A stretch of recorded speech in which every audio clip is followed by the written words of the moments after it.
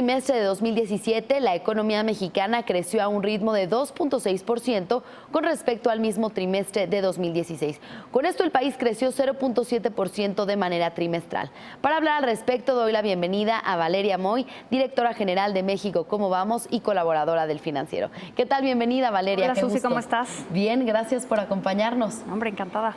Pues bueno, cuéntanos, ¿cuáles fueron las actividades que más crecieron en este primer trimestre del año? Mira, como sabes, el PIB lo dividimos en actividades primarias, secundarias y terciarias. Las actividades que más crecieron fueron las actividades primarias.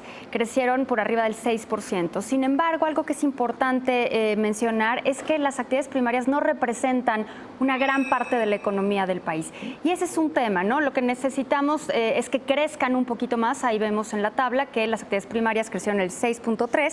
Sin embargo, representan una fracción pequeña de toda la economía. La economía mexicana tiene más actividades terciarias. Entonces, donde nos gustaría tener más dinamismo es en las actividades terciarias, que básicamente podríamos pensar sector servicios y otros, ¿no? Las actividades secundarias está ahí, es industria de la transformación, tenemos ahí minería y también tenemos manufacturas.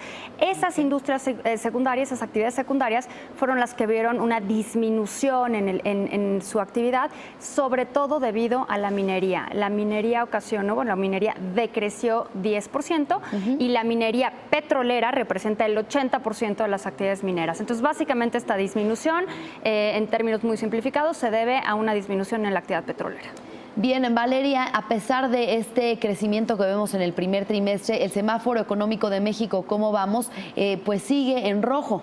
Sigue en rojo, la verdad es que ya está en un rango en el que por el momento está mejor de lo que habíamos visto, está mejor de lo que se había anticipado, incluso nosotros habíamos visto, de acuerdo a lo que el INEGI esperaba, un 2.5%, este dato es ligeramente menor, que es algo que ha pasado, ¿no? El INEGI ha estado dando su anticipación, su dato anticipado del PIB, y siempre ha estado un poquitito abajo del dato observado, lo cual es una buena noticia en términos de crecimiento económico. ¿Por qué está en rojo? Porque nosotros ponemos una meta alta y es una meta de 4,5%. Y entonces la pregunta es, bueno, ¿y por qué tan alta la meta? Mejor baja la meta y así ya la cumplimos. Pues el chiste es tener metas ambiciosas, ¿no? ¿Para qué te pones una meta que es relativamente fácil cumplir? De alguna forma es autoengañarte. Y esta meta que tenemos de 4,5% no es que sea inalcanzable para nada. Hay muchos estados que están creciendo a esta tasa, ¿no? Entonces, si hay algunos estados del país que están creciendo a esta tasa, deberíamos lograr que como país crecer esta tasa, para lo cual hay que jalar a estados que están creciendo a tasas menores o que incluso están decreciendo. Entonces tenemos el potencial de crecer a esos índices que dice México ¿Cómo vamos? ¿Cuáles serían los principales sectores que deberían de tener un mayor crecimiento para lograr esta meta? Mira, tenemos el potencial y no, eso es una buena pregunta, ¿no? Porque hay un tema que es un dato muy económico, pues, que es el PIB potencial, ¿no? Que es lo máximo a lo que puedes crecer dadas las condiciones que tienes. Es decir, dada la infraestructura que tienes, ¿cuál es el máximo que podrías crecer? En México es un número estimado, es un número teórico, ¿no? Ese número está estimado entre 2,5% y 3%. ¿Qué quiere decir esto? Que si quieres crecer más allá, es decir, si quieres alcanzar la meta de México ¿Cómo vamos? Y además meta muy necesaria para el país, o sea, el país está necesitado de crecer a mejores tasas. No basta únicamente con políticas de demanda, es decir, no basta con políticas fiscales, no basta con el consumo, que es un gran motor de la economía, pero no basta con eso, sino que hay que cambiar la capacidad instalada de la economía. Hay que invertir en infraestructura, hay que invertir en puertos, aeropuertos, mejores carreteras, mejores vías de comunicación, comunicación interna para conectar estados que están muy desconectados del norte del país o del Bajío, que es la parte que está creciendo, pero también conexión hacia afuera del país, tanto Estados Unidos como a los otros continentes.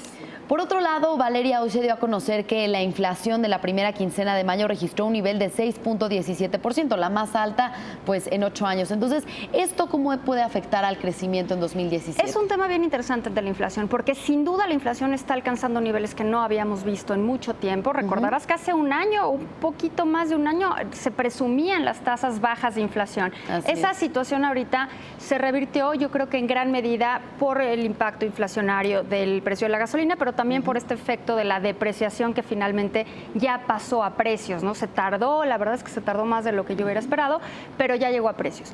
Es curioso ver este dato porque es un dato que nos toca mucho, ¿no? O sea, cada vez que hablamos de la inflación, como que decimos, híjole, las cosas van mal, ¿no? Si sube la inflación, las cosas van mal. Pero cuando vemos otros datos, como el crecimiento del PIB, cuando vemos el dato de inversión, la inversión está en niveles de 24% del PIB. Es un dato muy importante. Cuando hablamos de consumo y vemos cómo se está moviendo súper dinámicamente el consumo, entonces es contrastante lo que vemos. Vemos, por un lado, datos muy positivos de la economía, o positivos, a lo mejor sin el muy, pero positivos de la economía que se está moviendo. Esto ha ocasionado que mejoren las perspectivas, no solo de bancos, sino de analistas, ahora de Banjico también, de Hacienda. Entonces han mejorado las perspectivas de crecimiento, pero por otro lado tenemos este dato de inflación. Yo creo que la inflación va a regresar a su rango, pero no este año. Mi impresión es que regresará a partir de mediados del año que entra. Okay. Agustín Carstens lo ha repetido en muchas ocasiones. Claro, tampoco tiene todo bajo su control, ¿no? Pero él ha dicho que antes de irse va a hacer todo lo que está a su alcance para regresar la trayectoria de inflación a su rango. La va a dejar encaminada hacia la meta del 3%. La va a dejar encaminada hacia su rango de 3 más menos 1%. Muy bien, pues gracias por este análisis, Valeria Moy, directora general de México. ¿Cómo vamos? Nos vemos la próxima semana. Claro que sí, felicidades por este nuevo espacio. Gracias, muy buenas tardes. Gracias. Y bueno, en más información...